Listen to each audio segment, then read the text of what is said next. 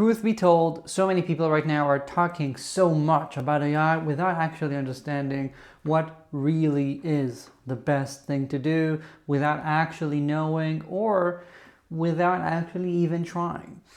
You are bombarded with articles and LinkedIn posts and people saying just comment flip-flops to get my best way of doing things in your DMs and all those things.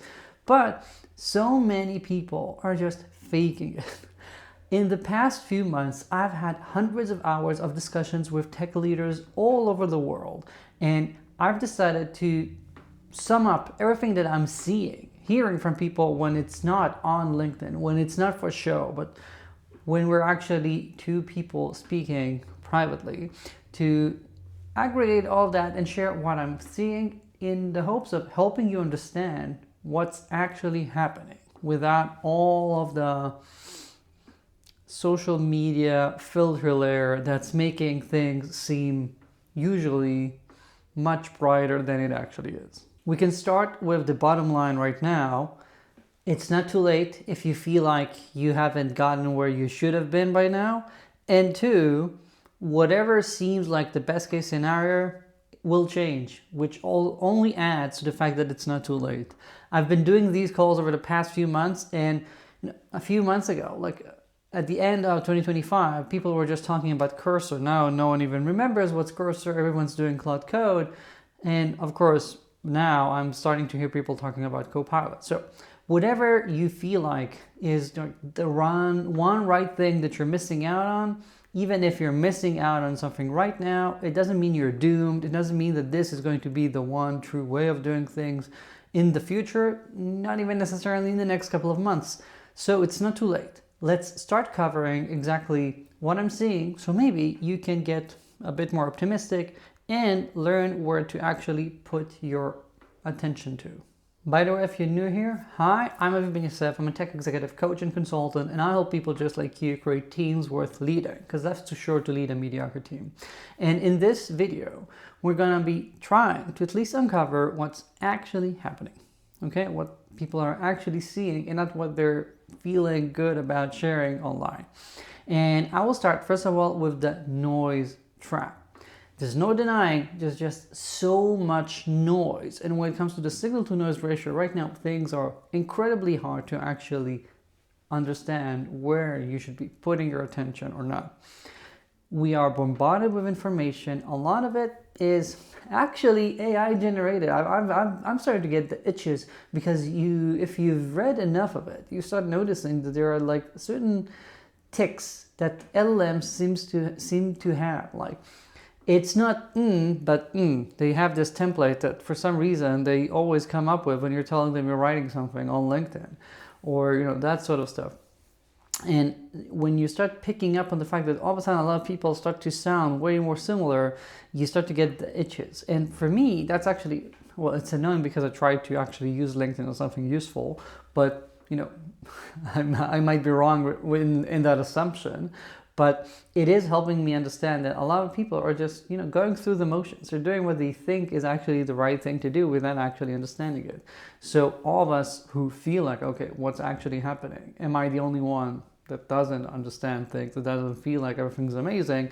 Well, no, it's not just you. It's actually everyone else. So, and even those claiming that things are great are probably just faking it. And again, I'll stress something important to take in mind here when you're talking about AI. Things are moving so quickly. So all of the different information that you're seeing about AI, just because there's a lot of it doesn't mean that it's right, doesn't mean that it's tested, doesn't mean that a lot of people are actually doing it. It just may be people copying what others are saying. I'm seeing it all over the place. Two, whatever people are saying right now that works great for them, again, might not be the best thing 2 months into the future. So you have to have this mindset of, even with all this noise that you're seeing, you cannot assume that, okay, I've got enough exposure and now what I know is working, going to be amazing. And three, even things that you did learn or did try, if you tried something 5 months ago, 4 months ago, 3 months ago, and you got to the conclusion that it doesn't make sense, it doesn't work for you, it's too hard, it's too slow, it's too expensive, even those things are changing fast. Or even things that didn't make sense or didn't work out a while ago change really fast. So this works both ways. Things might be amazing now and less amazing in a few months. Things might suck now and suck less in a few months. And therefore, this is a bit tiring, but the first thing that I'm seeing and that you have to understand is that we are now in a state of constant experimentation. It's sort of, you cannot completely say, okay, I learned something. I've tested it. I now know whether this is the right thing for us or not, because we will have to review and reassess different decisions, different experiments into the future, because right now things are not solid enough. On the one hand, it's annoying, and on the other, it at least means that we have a lot of options. Even if ideas that we had in the past didn't work out, if they fell through, they might become relevant all over again in a few months. What am I hearing in all my conversations with tech leaders? Let's get to it. But before that, the reason I even started doing this is because I am preparing and hopefully very close to releasing a free CTO assessment handbook. It's a PDF you can get for free that talks about different ways for CTOs, tech leaders, VPs of engineering to self-assess, especially if you're not working with a coach by your side. And again, it's going to be free. And I was talking to all of these leaders to test parts of it with them to see whether it makes sense, etc. It's going to be published very soon. If you want to grab it, you should subscribe to my newsletter. The link is in the video description, so you're going to get it the second it comes out. Now, what am I seeing? First of all, yes, some people are seeing very, very, very amazing results or are moving much faster than you'd expect. There are companies that are seeing dramatic progress. But the truth is, most of them, if I'm having to cluster it, these are the very young startups. Companies that are more mature, that have more than a couple dozen engineers, see things move much more slowly for myriad reasons that we're going to touch soon. But the bottom line is, if you're a new startup, you can probably see much more progress. If you started just a year or two ago and your team is not AI native or not fully using AI yet when it comes to their coding, you are probably missing out on some easy gains, relatively easy gains.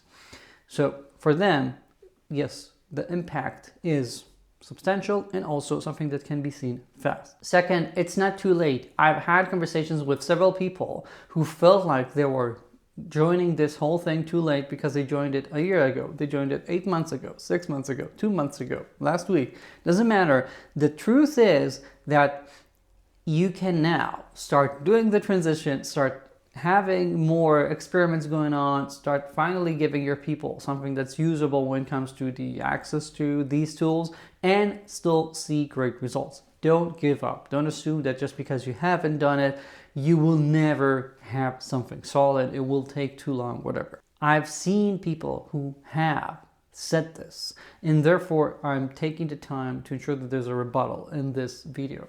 Don't assume that things are done. You can have amazing results happen to your team fast if you put your mind to it and if you put some time and effort to it. Now let's talk about the CTO trap. What's holding so many CTOs from success when it comes to better AI engagement, and that is distance. The best tech leaders I've talked to seem to have all gotten in their minds into something very specific. They have all rolled up their sleeves to try to do something, to actually understand what's happening, to get hands-on experience with these tools. It doesn't mean that they have become so experienced that they can now create models for Anthropic or OpenAI. Okay, nothing even close to that. But they did actually take the time to tinker, to learn, to see what the experience of working with these AI tools means for an engineer. How have things changed? How actually do you need to change your day-to-day work? What should change when it comes to how work is defined for you, how you test it, how fast you work, how you collaborate with people, what actually is now more important if you're still hiring people, if you're talking to people about their promotions in the company. You have to ensure that what you're aiming for actually is in alignment with how things will now be done, because it's not the same. It's not that people who were amazing senior engineers 2 years ago are guaranteed to be amazing senior engineers 1 year from today, because there's a big shift here in what actually matters. And therefore, I think that the number one thing to do as a leader, if you're not doing it yet, is to start experimenting. Start getting your hands dirty with these tools. So take some time to tinker on your own personal projects, like every CTO seems to be doing on LinkedIn, sharing this tool or that tool. Yeah, I know I sound a bit cynical, but it is better than nothing. I do think that it's really good to at least do those little projects that we do by ourselves. That's a good start. You have to at least do that. But even better is to ensure that you're taking some time to see how these tools behave for your team in real, because it is not the same to get an AI to work good, AI agent to work well with an existing code base as compared to creating something new and cool and tiny. And therefore, I highly recommend taking some time to do some pairing or shadowing to see how your team is actually developing software with this, to see what's actually working, to actually understand what your team is going through. This will really help you ensure that you understand what's happening, and will be an enabler for you to unblock what's blocking them, help them actually move forward, and see how the team is actually doing. Not just hear reports about, yes, we're doing this or that, but see for yourself what actually is happening. Then there are the things that you just might be getting wrong. Let's list them very fast because I want you to realize whether you're having that mistake as well. First of all is the fact that so many people are thinking about AI too narrowly. We're only focused on how can my team use it to generate code faster? How can I use it for my tech organization better? Which is good, you need to do that, but don't limit your thinking solely to that. AI can be used to bring so much value all across your organization, and you as the tech leader in the company ought to become an authority in what's possible and how we can use it, and in seeing how you can collaborate with your peers in the executive team to give them some of the benefits as well. It just might be understanding that there are tools that they can just pick up the shelf and use, or that your team can now start creating all sorts of harnesses, little tools, tech capital, which I've talked a lot about in all of my videos, in my book, etc. You can get the free chapter about it in the link in the video description. And in general, tech capital is now something that so many companies can just generate huge amounts of and see all of the benefits. So you have to start moving forward and not limit your thinking solely to how can we use AI solely to produce more features faster, but think about it as something that is upping the bar across the company, and how you as a tech leader can ensure that it's not just limited to your people who are already probably biased to use technology well, but how can you ensure that it's something that's being used throughout the company? Make everyone better, not just, your people here in the tech org. Second is you're not giving people the right way to experiment, try things out, and learn. You have to ensure that they can actually learn the things, actually try this out. So if you're just giving them $20 of tokens and telling them, hey, try it and let me know what happens, anyone serious can tell that this is not actually is going to translate into something that they can use more than a couple of days. So that's not really helpful. And the contrast, of course, don't go for token maxing. Don't start talking about everyone getting thousands of dollars. I don't care about that. That's just making people do things in a way that's utterly stupid just because they can. No, what you need to do is to start creating these thoughtful, deliberate experiments. Say, what are we going to try to do this week in the team? Can we try to write all the code this way? Can you try to get the code coverage up? So by the end of the week, whatever we're producing, that's fine, but at least let's try to have the coverage go up, because now AI will be creating even more tests. I don't know, I'm just throwing around some ideas. Can we have set up something that every day takes up 3 of the things that are lying in the backlog, different bugs, and tries to create a pull request solving them, so we can just see, maybe, we can just get those free bug fixes, because we'll review the pull request, and if it makes sense, we just merge it. Why not? That sort of stuff. Have these actual experiments that are deliberate to try to get something useful happening. Don't just try to go through the motions of, yes, you have some budgets, even though it's not enough, or telling people that you're going to be checking who's using the most tokens to win. That doesn't make any sense. But don't cargo code it. Try to create deliberate experiments that make time for people to experiment, try, and learn, and share what they're learning, because that's how the best teams are moving fast. They are maximizing the impact of every bit of learning, because when someone learns something, they share it across the organization. This has been useful, always in tech companies, and even more so now. Another thing you might be getting wrong is ignoring the playing field. Don't fool yourself that the playing field is level, because it is not. It is different, and therefore each company needs to assess where it is, and by that take into consideration how it should be approaching things.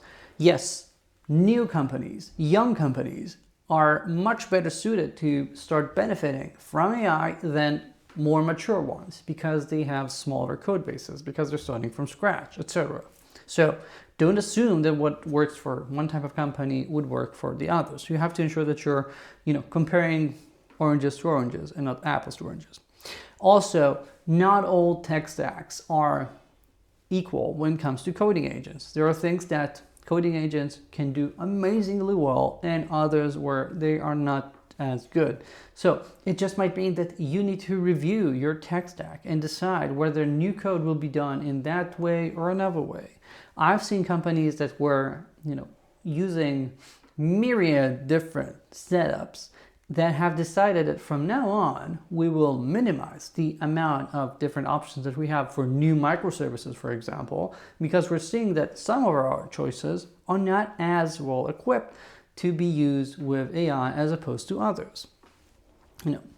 Is it amazing? No, because sometimes it means that maybe purely better technical decisions will not be made because AI seems to be better suited for something. But overall, if it makes more sense to produce faster and have the help of AI, as opposed to eking out 10% more of performance because that's what your preferred tech stack gave you, maybe that makes sense. But you have to understand that it's not all the same, and whether you're choosing something that less suited for AI, you have to be making that decision deliberately, knowing what you're missing out on. Don't let yourself unconsciously lose out on something.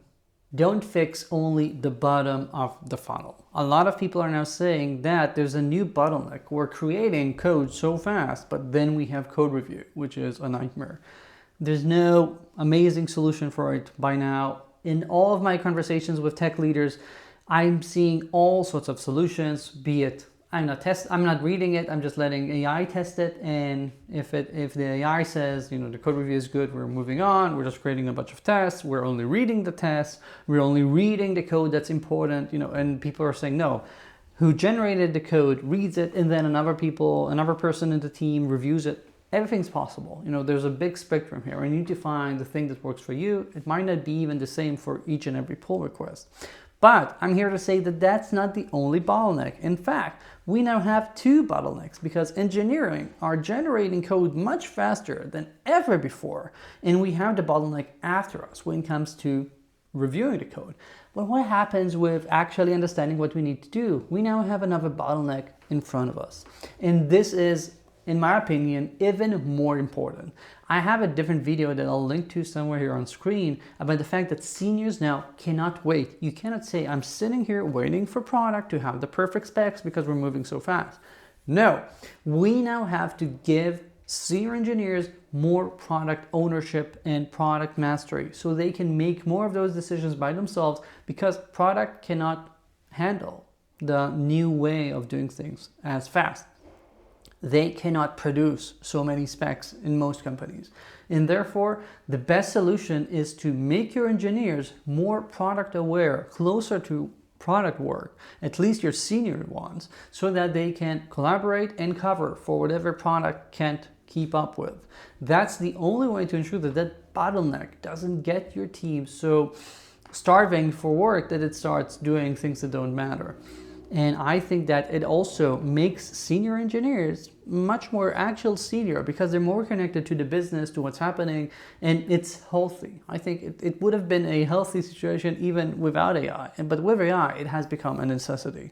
And last point, AI can be great at accelerating things, but it acts like sort of a 5x, 10x, whatever number you want to give it, for whatever direction you're already going. So if you had an amazing team with amazing CI/CD, amazing habits, etc., AI can really make your team go much faster with much better velocity. Awesome.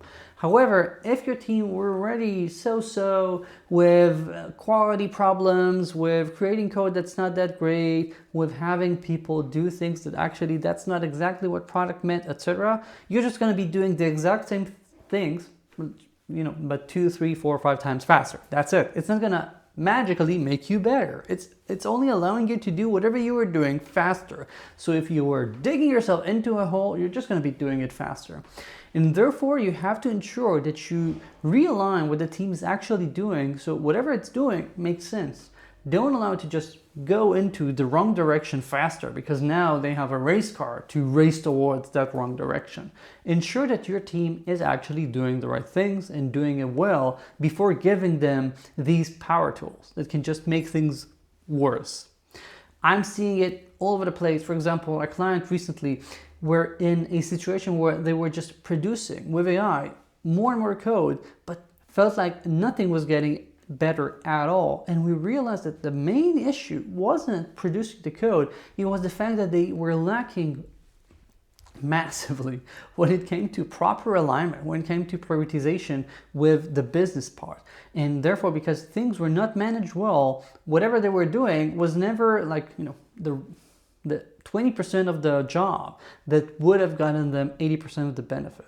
They kept doing things that seemed like low-hanging fruit, or rapidly switching between things, and therefore never actually having any value from all of this effort. They were just always thrashing, always in this busy work, but not producing high impact work.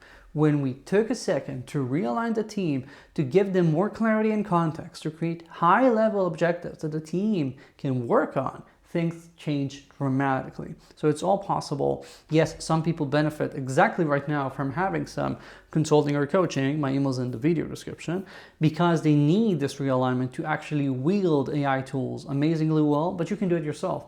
The important point is to ensure that, again, the direction is the right one before you start going all berserk with AI. And that's it for this video. Your takeaways are to ensure that your team is 5xing in the right direction, understand that it's not too late, and ensure that whatever you're doing it deliberately and because you've thought about things, not because you're falling for whatever trends or whatever FOMO you're seeing on LinkedIn. Yes, things are weird, things are changing fast, but you can still have amazing results if you put your mind to it and you work at it like you would with any other skill project. You can make progress, you can improve, you can learn, and I'm here if you need anything. That's it. If you found this useful, please like and subscribe, it really helps. If you have any questions or comments, let me know in the comments or in my email that's in the video description, and I'll see you here in the next video. Ciao.